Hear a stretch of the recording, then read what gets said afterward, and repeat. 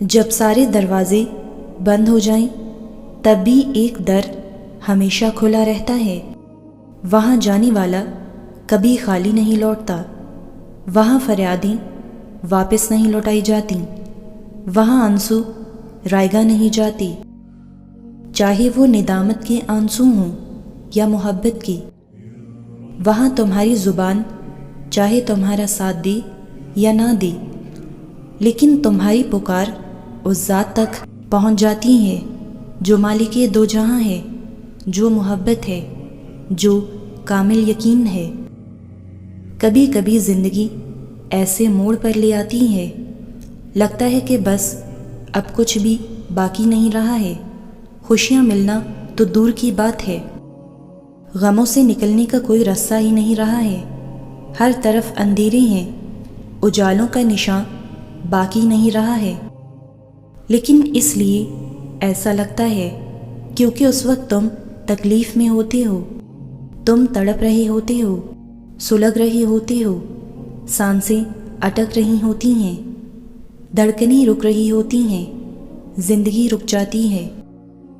خوشی تو خوشی لگتی ہی نہیں، اور کبھی تو غم کا احساس بھی مر جاتا ہے، مگر در حقیقت یہ وقت مسلسل نہیں رہتا، یہ تکلیف سدا نہیں رہتی، ہر منظر بدل جاتا ہے، اور پھر اللہ ایسا وقت بھی دکھاتا ہے جس کی تمہیں توقع بھی نہیں ہوتی۔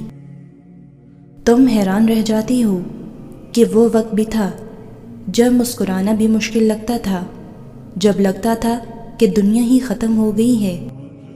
ہمیشہ یاد رکھنا کہ اللہ تمہاری ہر تکلیف سے باخبر ہے، وہ تمہیں اسی طرح سسکتا اور تڑپتا ہوا نہیں چھوڑ سکتا، وہ زخموں پر مرہم رکھ دیتا ہے، وہ تڑپتے ہوئے دلوں کو دائمی سکون عطا کر دیتا ہے۔ تم اس کی طرف جانے کی کوشش تو کرو، تم اگر بھاگ کر نہیں جا سکتے تو آرام سے چل کر جاؤ۔ اگر زندگی کی ٹھوکریں اتنا تھکا چکی ہیں کہ چل بھی نہیں سکتی تو خود کو گھسیٹ کر اللہ کے در تک لے جاؤ، لیکن تم اسے ایک بار پکارو تو صحیح، تم کبھی بے مراد واپس نہیں لوٹو گی، تم وہ سب کچھ پالو گی جس کے لیے تم اپنے آپ کو دنیا کے پیچھے تھکا رہے ہو، تمہیں وہ سب کچھ مل جائے گا جس کے لیے تم اوروں سے آس لگا رہے ہو۔ جب سارے دروازے بند ہو جائیں تب بھی ایک در ہمیشہ کھلا رہتا ہے، اللہ کا در ہمیشہ کھلا رہتا ہے۔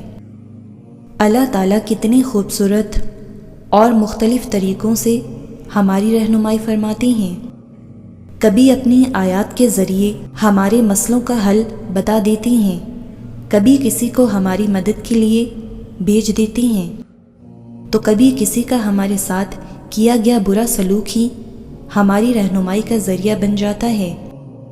کبھی کوئی پوسٹ نظروں کے سامنے آ جاتی ہے اور ہمارے سارے سوالوں کے جوابات مل جاتی ہیں، اور کبھی کبھی تو اللہ سے گفتگو کے دوران ہی ساری الجھنیں سلجھ جاتی ہیں اور ایک واضح اور روشن راستہ مل جاتا ہے۔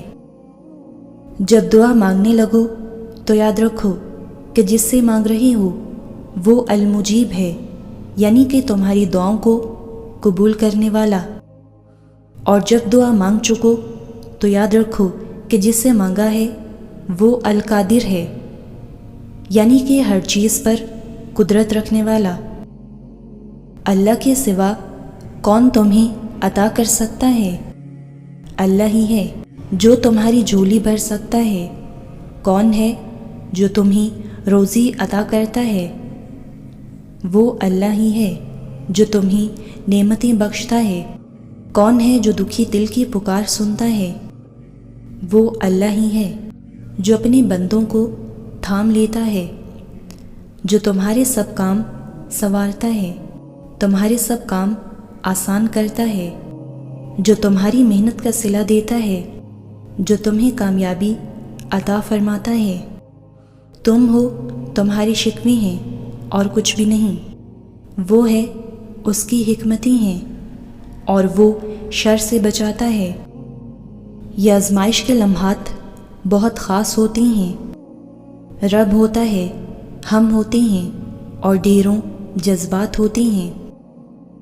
تم نے پریشان نہیں ہونا، حوصلے اور صبر سے انتظار کرنا ہے اس وقت کا جب تم بالکل پرسکون ہو جاؤ گی، پھر سے مسکرانے لگو گی۔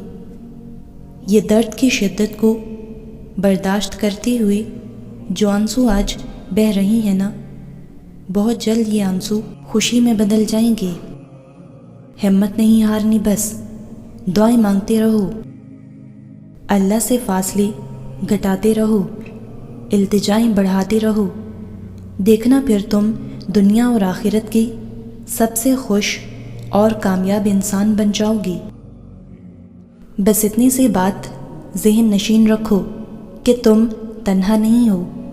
ساری دنیا تم سے منہ موڑ لے، یہاں تک کہ تمہارا اپنا وجود بھی تمہارا ساتھ چھوڑ دے، تب بھی تم اللہ کو ہمیشہ اپنے پاس پاؤ گی۔ دعائیں طاقت رکھتی ہیں اندھیروں کو دور کرنے کی، زندگی پر نور کرنے کی۔ اس مشکل وقت کے بعد معجزوں کا آنا ہو سکتا ہے اللہ تعالیٰ نے تمہاری ہر امید کو برلانا ہو۔ تم نے جو پا لیا وہ اس سے کئی گنا بہتر ہے جو کھو چکے، اس کے بعد تمہیں ایک بہتر انسان بنانا ہو۔ تمہارا صبر کبھی بھی رائگاں نہیں جاتا، کیا پتہ اس کے بعد تمہیں تمہاری چاہت کا مل جانا ہو۔